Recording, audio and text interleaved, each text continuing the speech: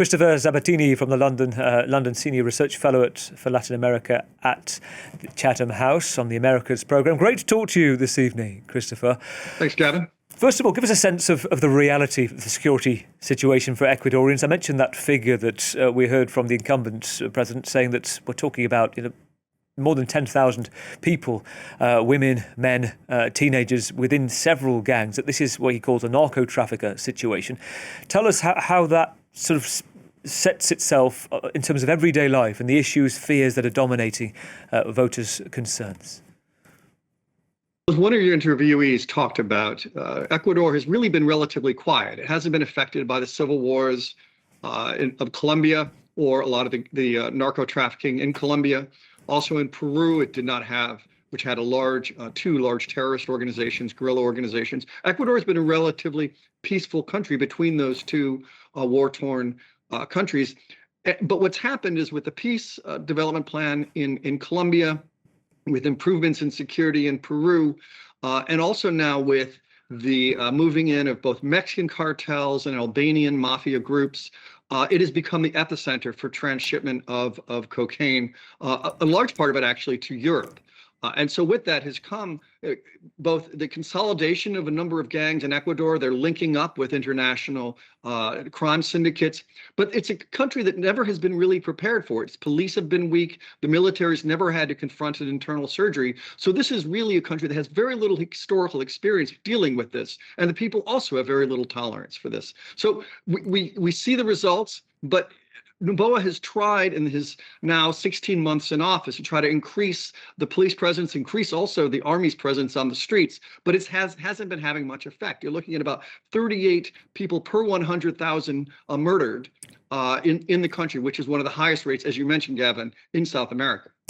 Yeah, it's fascinating, Christopher. When you look at the fact that I think go back to January, more than 700 people were killed in Ecuador, and Daniel Noboa talking about one of the issues is the fact that there used to be a rise in crime and violent crime every time there was a crop yield of the cocoa, and suddenly there's 2 yields a year, given how vast this economy and this growing is now in the country. Tell us about the 2 very different propositions we have here, the choice of the left and the right, one who's associated himself, hasn't he, recently with Donald Trump, a photo op in recent days, and Luisa González as well, who managed to get, am I right in saying she's got the left support, she's got support of the key indigenous party as well, hasn't she? Yeah, these are 2 very different candidates, as you mentioned. Luisa González comes from the party of Rafael Correa, who was president before, who's now in self-imposed exile in Belgium. His wife is Belgian, under corruption charges in his home country. Rafael Correa is really seen as sort of a mentor to Luisa González, and he had the good fortune of being able to govern the country during the commodities boom of the early aughts. And so a lot of people associate him with better times in Ecuador, better rates of economic growth. Growth this year is probably going to be less than 2%. The country just negotiated earlier an IMF deal to try to sort of bolster its public finances. So it's in difficult economic straits, and she's promising more focus on employment, more focus on small and rural communities, whereas Daniel Noboa, his father is Alvaro Noboa, who's the richest man in Ecuador. The huge banana tycoon, right? Yes. Yes, exactly. He ran for president 5 times, never was elected, but I guess his son went on to do what he couldn't, and he was elected president. They're both focusing very much on security. Luisa González is promising more reforms, but she is promising a more humane approach to the issue of addressing insecurity in the country. Whereas Daniel Noboa, just recently, as you mentioned, the conversations he's had with Donald Trump, he went to the inauguration, he visited him in Mar-a-Lago. He also just negotiated in March a deal with Eric Pence, who's a close Trump supporter, who runs Blackwater, the, if you will, mercenary group that was staffing out a lot of the occupation forces in Iraq.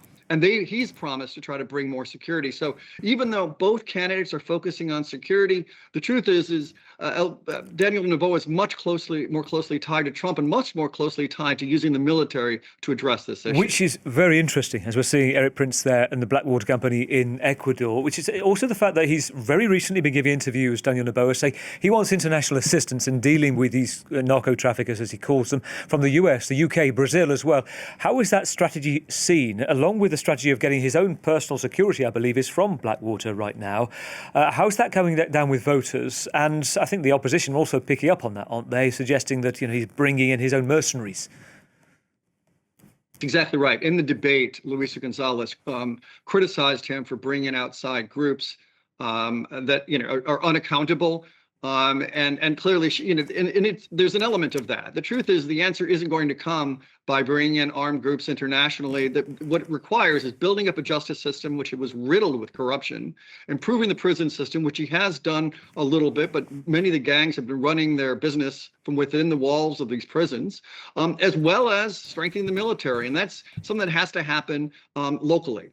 Now, I think the international assistance and financing and training is all very important. We have to recognize Ecuador's woes right now in terms of security are not of its own making. Again, this is a country that has been largely peaceful, but now is being overrun by narcotics traffickers because they're serving cocaine in markets in Europe and the United States and elsewhere. So it's a real obligation for countries in Europe and in the United States to be able to provide assistance. But the path is not one of hiring mercenaries. The path is what we saw in Colombia under Plan Colombia, is strengthening state capacity to address issues of justice and security locally. Christopher, it is just gone 8 o'clock here in Paris. It's gone 1 o'clock in the afternoon in Quito right now. Briefly, do you have a sense when we will get a sense of how it's looking, how the polling's going? We'll see. The polls close at 5 o'clock in Ecuador. One thing that's interesting is, as you mentioned, the race was neck and neck in the first round. Both candidates received 44%. Yeah. And oddly, Daniel Noboa claimed that there was fraud. He had been predicted to get over 50%, which would have avoided a second round. So there's a real chance here that if he loses, he may claim fraud. Take a page again from Donald Trump's playbook or Jair Bolsonaro's playbook in Brazil, and try to overturn the election. So we really don't know when this will go. If he wins outright, obviously he'll back away from those. But there is a risk that even though we may know the details, and it's a modernized polling system, so we should get the details by tonight. Yeah. But we don't know whether he'll accept it. Christopher, pleasure to talk to you tonight. Christopher Sabatini from Chatham House. Thank you so much.